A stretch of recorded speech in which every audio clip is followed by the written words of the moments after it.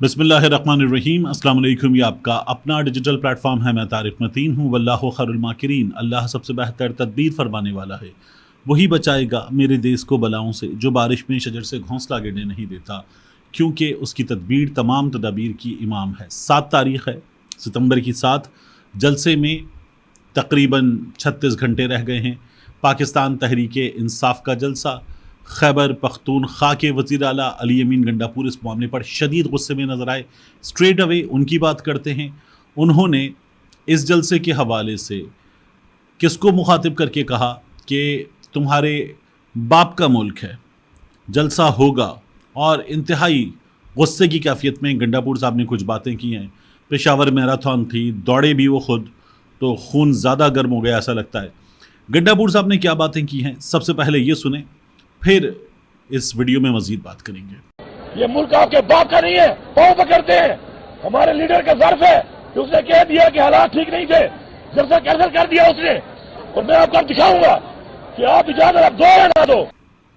तो गंडापुर ये बातें क्यों कर रहे थे? अली अमीन गंडापुर ये बातें इसलिए कर रहे थे कि पाकिस्तान तहरीक इंसाफ वाले अपने इस जलसे के लिए अब बहुत ज़्यादा सीरियस है।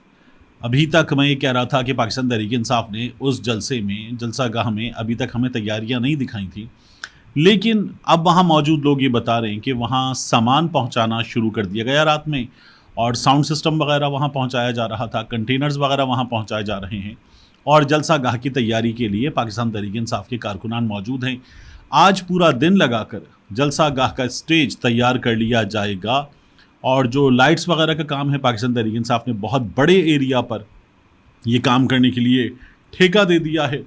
तो ये काम फौरी आज किया जाएगा। पाकिस्तान तहरीक इंसाफ के लोग इस यकीन का इजहार कर रहे हैं। मैंने आपसे वीडियो में कहा था कि ये तैयारी कहाँ है और ये लोग इतने संजीदा नहीं हैं। तो मुझसे पाकिस्तान तहरीक इंसाफ के कुछ लोगों ने रब्ता किया। उन्होंने कहा हमारे ख़िलाफ़ बड़ा माहौल बनाया जा रहा है, क्या आप भी इसका हिस्सा हैं?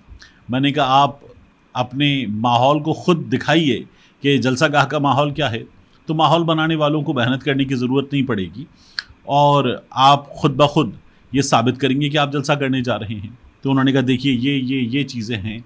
तो आज हमें नज़र आएगा दिन की रोशनी में कि खैबर पख्तूनख्वा वाले, इस्लामाबाद वाले, पंजाब वाले इस जलसे के लिए क्या करने जा रहे हैं। जो कराची वाले हैं, लंबे फासले से जा रहे हैं, वहाँ से भी काफ़िले चल पड़े हैं, तो वो अपनी पार्टिसिपेशन के लिए जा रहे हैं, दूर जाना है उनको। लेकिन इसके बाद पाकिस्तान तहरीक इंसाफ वाले कहते हैं मज़ीद भी जलसे करेंगे, लाहौर में भी जलसा होगा, दीगर जलसे भी करेंगे और करके दिखाएंगे। पाकिस्तान तहरीक इंसाफ के लोगों ने ये कहा है। गंडापुर साहब ने ये बातें इसलिए की कि पाकिस्तान तहरीक इंसाफ की एक तो जो जलसागाह है उसका मकाम ज़रा सा बदला गया, सड़क के इस पार से सड़क के उस पार पहुँचा दिया गया, और पाकिस्तान तहरीक इंसाफ के जलसे में जो साउंड सिस्टम आ रहा था उसकी गाड़ी को रोक लिया गया। एक SHO हमने देखा कि वो बाकायदा तौर पर बदतमीज़ी कर रहा था। कौमी असम्बली में कायदे हिज़्ब इख्तिलाफ उमर अयूब से, इस वक्त हिज़्ब इख्तिलाफ के अहम रहनुमा और साबिक़ स्पीकर कौमी असम्बली असद कैसर से, दीगर लोगों से, और वो बाकायदा तौर पर ऐसे जैसे उसके सामने मौजूद लोग ये सियासतदान ना उसके अपने मातहत हों। बदतमीज़ी तो खैर मातहतों से भी नहीं की जा सकती, लेकिन वो बदतमीज़ी का मुजाहिरा कर रहा था, बाकायदा तौर पर रऊनत का मुजाहिरा कर रहा था। और ये रऊनत एक SHO में इन सियासतदानों के सामने ऐसे ही नहीं आ सकती। ये कैसे आ सकती है, इस बात का हमें अंदाज़ा है। और पुलिस को ये इंजेक्शन गुज़श्ता 1.5-2 साल में मुसलसल लगाए गए हैं।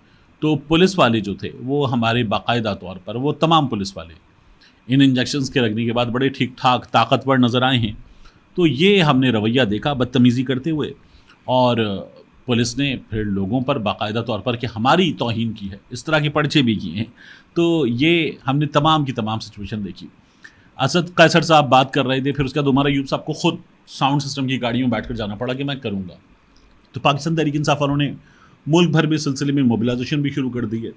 हुकूमत भी कुछ मोबिलाइज हो गई है। इस मोबिलाइजेशन के नतीजे में कुछ लोगों के घरों पर फुटेजेस आई, छापे मारे गए, दरवाजे तोड़कर घर में घुसकर बंदे गिरफ्तार करने के लिए तमाम कोशिशें की गईं।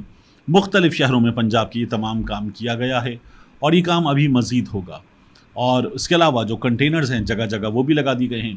जो AWT गालिबन इंटरचेंज का नाम है, सिर्फ वहाँ से जाएंगे लोग जलसागाह में, تو ایک خود ٹریفک کا مسئلہ پیدا کرنے کی کوشش کی جا رہی ہے.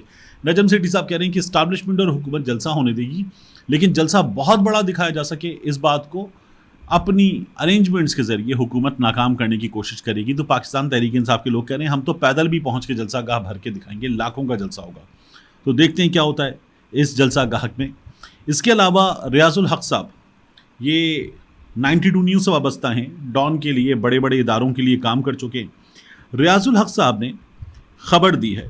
یہ خبر اسلام آباد میں جو ڈی ایچ اے ہے اور ڈی ایچ اے کے علاوہ FWO ہے ان کو ملنے والی زمینوں سے متعلق ہے. ریاض الحق صاحب کہتے ہیں کہ تقریباً 10,000 کنال زمین کری انکلیو میں یہ دی جا رہی ہے ڈی ایچ اے اور FWO کو رہائشی اسکیم بنانے کی منظوری دے کر. 10,000 کنال زمین اسلام آباد کا زون 4 ہے، کری انکلیو. اس کی لوکیشن اگر آپ سمجھنا چاہیں تو یہ شکر پڑیاں کے پیچھے ہے. اس کے سامنے شفا انٹرنیشنل ہے، اس جگہ کے سامنے. اس کے بالکل نزدیک ایک طرف سے سری نگر ہائی وے ہے، ایک طرف سے اسلام آباد ایکسپریس وے ہے. تو یہ اس کی سچویشن ہے میپس پر. تو یہاں یہ زمین دی جا رہی ہے. اس زمین کے حوالے سے پتہ ہی چل رہا ہے کہ ڈی ایچ اسلام آباد راولپنڈی کے قبضے میں آ رہی ہے یہ زمین، اور زمین کا کچھ حصہ سرکاری اداروں اور ایجنسیوں کو بھی ملے گا. یہ بھی ہمیں ریاض الحق صاحب کی خبر سے پتہ چل رہا ہے. اس سے پہلے کیا ہوا تھا کراچی میں غالباً ہاکس بے پر، ہاکس بے پر 6,000 ایکڑ زمین یہ ڈی ایچ اے کو جاری کی گئی، لیکن پھر عدالت نے اس پر حکم امتناع دے دیا. 11 ستمبر تک اس کے بعد اس حکم امتناع میں توسیع کر دی گئی ہے. اور یہ جو توسیع کی گئی یہ سندھ یونائٹڈ پارٹی کے صدر زین شاہ ان کی درخواست پر کی گئی تھی. عدالت نے کہا ہے کہ علاقہ مکینوں کو بے گھر نہ کیا جائے، گھروں سے بے دخل نہ کیا جائے. اور یہ جو زمین ہے یہ ڈی ایچ اے نے مانگی تھی کہ یہاں جو شہداء ویلفیئر ہے اس کے تحت گھر بنائے جائیں گے، اور اس کے علاوہ افواج پاکستان کے جو افسران ہیں ان کے لیے گھر بنائے جائیں گے. یہ ہمیں پتہ چلا تھا. تو یہ زمین دے دی گئی حکومت سندھ کی جانب سے، 6,000 کنال زمین ہاکس بے پر ساحل کے نزدیک. لیکن پھر عدالت نے اس پر حکم امتناع دے دیا. اب یہ اگلی خبر ہے کری انکلیو اسلام آباد کی، جہاں پر زمین دی جا رہی ہے.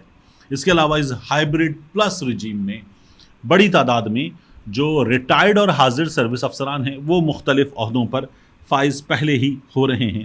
یہ ہم نے دیکھا ہے. آخر میں army chief general Asim Munir صاحب نے خطاب کیا. آرمی چیف صاحب اپنے خطاب میں جو بات کر رہے ہیں اس میں آرمی چیف صاحب نے یوم دفاع کے حوالے سے بات کی، جو بلوچستان کی صورتحال ہے اس پر بات کی، خیبر پختونخوا کی صورتحال پر بات کی، اور آپریشن عزم استحکام اس پر بات کی، اور کہا کہ یہ نیشنل ایکشن پلان کی ایک کڑی ہے، یہ علیحدہ سے کوئی آپریشن نہیں ہے. آرمی چیف صاحب نے کہا کہ دہشت گردی کے پھیلاؤ میں بیرونی طاقتیں ملوث ہیں. ان کو یہ باور کرانا چاہتا ہوں کہ ہم مذموم عزائم کبھی کامیاب نہیں ہونے دیں گے. فتنہ جہاں دیکھیں گے اس کی سرکوبی کریں گے، اور جب تک فتنے کا اختتام نہ ہو جائے اس عمل کو جاری رکھیں گے. آرمی چیف صاحب نے یہ باتیں کی. اور آرمی چیف صاحب نے یہ بھی کہا کہ پاکستان کا جو دفاع ہے یہ تمام بہادر شہداء اور غازیوں کی بدولت ممکن ہوا، اور اللہ تعالیٰ سے جد و جہد قیام پاکستان سے لے کر آج تک تمام شہداء کے درجات کی بلندی کے لیے دعا گو ہوں. آرمی چیف صاحب نے یہ بھی کہا کہ جو سیاسی عزائم ہیں ان کو ناکام کیا جائے گا، اور ان سیاسی عزائم کے ذریعے نفرت پھیلائی جا رہی ہے تو نفرت پھیلانے کے اس عمل کو ناکام کیا جائے گا. اب آرمی چیف صاحب نوجوانوں سے مخاطب تھے اور ان کا یہ کہنا تھا کہ عوام اور فوج کے درمیان دل کا رشتہ ہے، اور یہ دل کا رشتہ بہت مضبوط ہے. اب میری یہ تمام گفتگو جو ہے یہ قومی دن ہے، یوم دفاع، ایسے تمام ایام پر اہم ترین لوگ خطابات اور پیغامات جاری کرتے ہیں، یہ اسی سلسلے کی ایک کڑی ہے.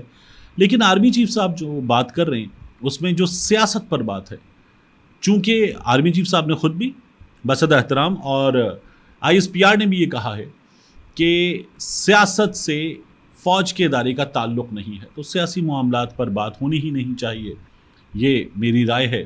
اور اس کے علاوہ یہ جو نوجوانوں کا اور ڈیجیٹل دہشت گردی کا صیغہ ہے یہ سیغہ میرا یہ خیال ہے کہ اس کا استعمال نہیں ہونا چاہیے. اس کے استعمال سے نوجوان جو ہیں وہ دور ہوتے ہیں. کوئی اصطلاح بدلی جائے, کوئی چینج لایا جائے, کوئی پروگرام کیا جائے, یہ بالکل ہونا چاہیے. اور رائے عامہ ہموار کرنے کی کوشش حکومت کر رہی ہے تو حکومت کر لے, لیکن ان اصطلاحات سے اور ان چیزوں سے جس کے ذریعے ہم سوشل میڈیا جو نوجوانوں کا ٹول ہے, جو نوجوان اقوام کا ٹول ہے, اب دنیا بھر کا ٹول ہے, اس سے اگر ہم دور کریں گے لوگوں کو تو لوگ پھر پاکستان میں یا دنیا کی کسی بھی ملک میں ایسی رجیم سے بھی دور ہوتے ہیں, لوگ ریاست سے بھی دور ہوتے ہیں, حکومت سے بھی دور ہوتے ہیں, جو ان کی اظہار رائے کی آزادی جو ہے اس کو روکتی ہے. آخر میں آپ سے عرض کروں کہ سماہی ایڈجسٹمنٹ کی مد میں ٹیرف بجلی کا یہ بڑھ گیا ایک بار پھر ₹1.75 سے. تو اب جو ستمبر, اکتوبر, نومبر کے بلز آئیں گے یہ ان بلز میں ریفلیکٹ بھی ہوگا ₹1.75 فی یونٹ. ملتے ہیں انشاءاللہ آپ سے اگلی ویڈیو میں.